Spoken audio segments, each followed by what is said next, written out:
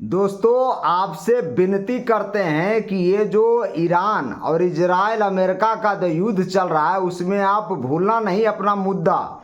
ऐस और गैस भी नहीं मिले फिर भी अपना मुद्दा के लिए लगातार मांग करते रहना। लगातार हम इस बात को उठाते रहे हैं और उठाते रहेंगे। ओपीएस ही हमारा कर्म है, ओपीएस ही हमारा धर्म है और इसको लेकर आपको चलना पड़ेगा। जी हाँ दोस्तों, अभी इससे पहले भी वाले वीडियो में भी आपको बताए थे कि ये युद्ध के कारण हमारा जो एनपीएस का नुकसान है करीब हर एक कर्मचारियों को 50,000 से लेकर 1.5 लाख तक का हो चुका है।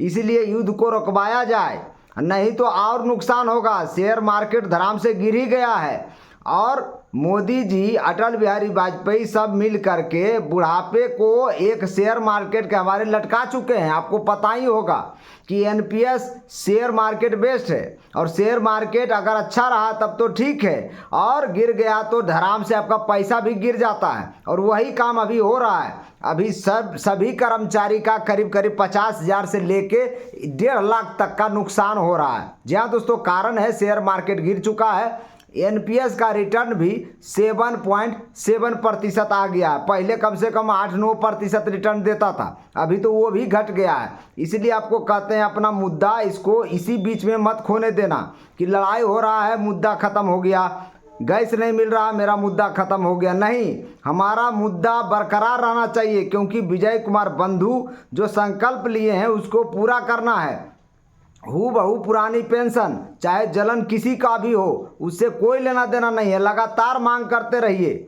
हूबहू पुरानी पेंशन से बहुत लोग को जलन भी होती है, खास करके नेताओं को, तो जलने दीजिए। उससे आपको चिंता करने की जरूरत नहीं है। लगातार ओपीएस मांग करते रहिए और सरकार से लगातार सरकार के ऊपर दबाव बनाते रहिए। 8वां पे कमीशन के लिए भी लगातार दबाव बनाइए क्योंकि आपको पता है कि 18 महीना का वक्त मांगा गया है और 18 महीना में कम से कम 6 महीना तो चला गया, अब बच गया 1 साल।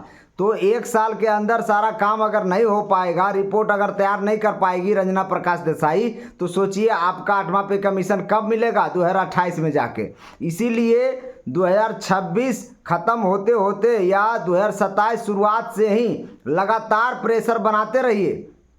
हो सकता 27 के अंत तक जाते जाते 8वां पे कमीशन लागू हो जाए। और 8वां पे कमीशन जब जैसे ही लागू होगा सभी सैलरी पर्सन, सभी पेंशनर्स को भी फ़ायदा होगा क्योंकि आपको हम पहले भी बता चुके हैं। एचआरए में नुकसान हो रहा है, ट्रेवलिंग अलाउंस में नुकसान हो रहा है, अदर भत्ता में नुकसान हो रहा है, पेंशन में भी नुकसान होगा, चिल्ड्रन एजुकेशन अलाउंस में भी नुकसान होगा। तो हर जगह नुकसान ही नुकसान है। अगर 8वां पे कमीशन जितना लेट होगा उतना ज़्यादा नुकसान होगा। इसीलिए सब मिलकर आपसे हम विनती करते हैं कि सब मिलकर ओपीएस की मांग करिए। अपने सोशल मीडिया की ताकत को समझिए। अगर सोशल मीडिया पर हर एक कर्मचारी लिखना शुरू कर दे, सभी लोग ओपीएस की मांग करें, तो सरकार को जरूर इस बात के लिए सोचना के लिए मजबूर आप कर देंगे कि इनको ओपीएस ही देना पड़ेगा।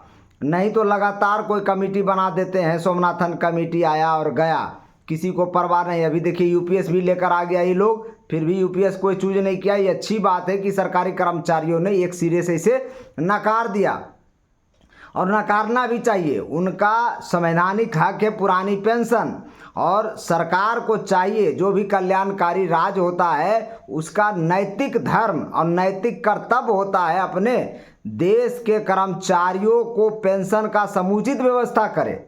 लेकिन यहाँ क्या हो रहा है, बाजार बेस टांग दिया गया है। यूपीएस लेकर आ जा रहा है, नया नया सिगुफा छोड़ा जाता है। तो इस चीज़ से भी आपको सतर्क रहने की ज़रूरत है। और अगर नए देख रहे हैं वीडियो तो शेयर जरूर करना, सभी कर्मचारियों तक पहुंचाना। ओपीएस हमारा कर्म भी है, ओपीएस हमारा धर्म भी है और ये डंके की चोट पर हर एक कर्मचारियों को बोलना पड़ेगा।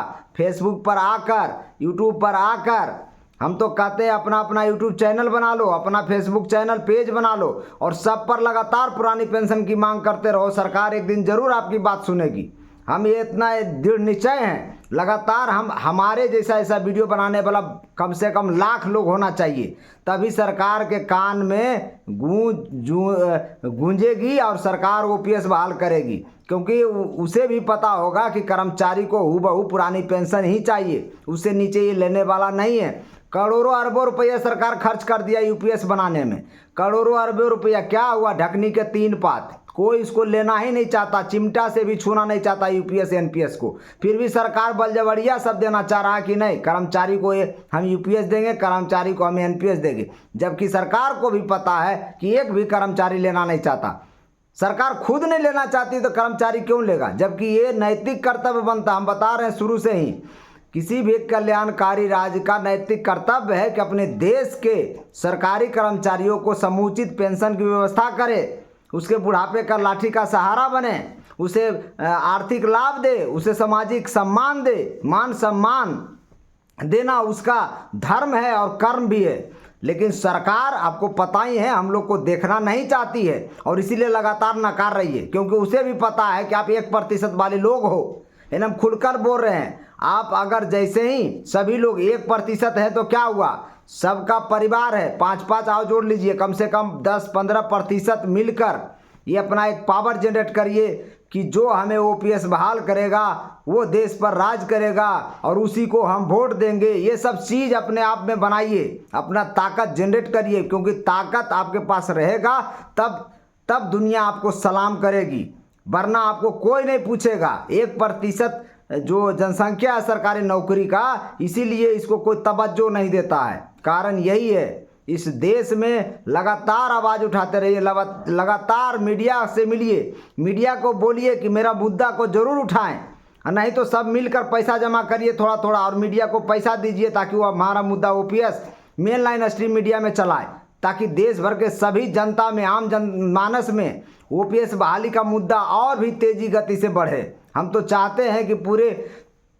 भारत में ओपीएस बहाल हो और जितना जल्द बहाल हो उतना अच्छा होगा। कई लोग बेचारे एनपीएस लेके चले गए यहाँ से, कई लोग यूपीएस ले रहे हैं, तो उनके साथ बहुत ही बड़ा संकट आ चुका है और ये बहुत बड़ा विकट संकट है और उससे लड़ना पड़ेगा।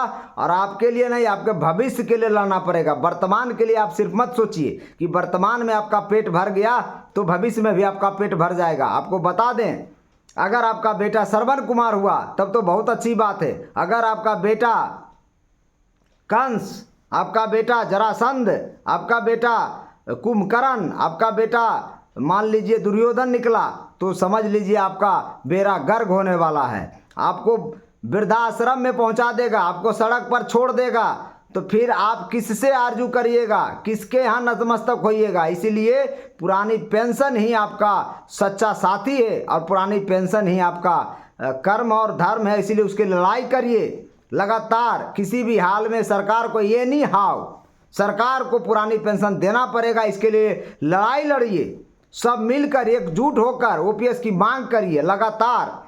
अपने अपने सांसदों को, अपने अपने विधायकों को ओपीएस के बारे में बताइए कि सर मेरा अधिकार मारा जा रहा है, मेरा नैतिक पतन किया जा रहा है। हमने देश सेवा की है, हमने देश सेवा 1 साल नहीं 30 से 35 साल की है, तो फिर हमारा समुचित पेंशन मिलना चाहिए, हमारा बुढ़ापे का लाठी मिलना चाहिए, जो मान सम्मान से गुजारा कर सकते हैं। क्योंकि आपको भी पता है बुढ़ापे में आप उस लायक ही नहीं रह पाओगे कि कुछ काम कर सके, कुछ बिजनेस कर सके, और उस समय सबसे ज़्यादा काम आएगा आपका पेंशन। और इसीलिए हम आपको बोलते हैं, हम डरा कर आपको बात नहीं बोल रहे हैं, लेकिन ये सच्चाई है इस जमाने की, खास करके इस कलयुग की। ये सच्चाई है कि आपको बाद में जाकर हो सकता पछताना पड़े, उससे बढ़िया है कि अभी से ही लड़ाई लड़ा जाए। और लगातार अगर लड़ाई करेंगे तो आपको सरकार पुरानी पेंशन बहाल करेगी, ये विश्वास है मेरा। और ये मंजीत सिंह पटेल आगे बढ़ रहे हैं तो बढ़ने दीजिए, विजय कुमार बंधु आगे बढ़ रहे हैं तो बढ़ने दीजिए। विजय कुमार बंधु, मंजीत सिंह पटेल, विजेंद्र धारीवाल, ऐसे नेता और भी पैदा होना चाहिए देश भर में। ये 4-5 नेता से कुछ नहीं होने वाला है, सब मिलकर लड़ाई लड़ना पड़ेगा, हर एक कर्मचारियों को कदम उठाना पड़ेगा। ये हम आज से नहीं, पहला वीडियो से ही आपको बता रहे हैं। बाकी मेरे चैनल पर नए हैं तो सब्सक्राइब कर लीजिए और इसे शेयर भी करिए। जय हिंद, जय भारत।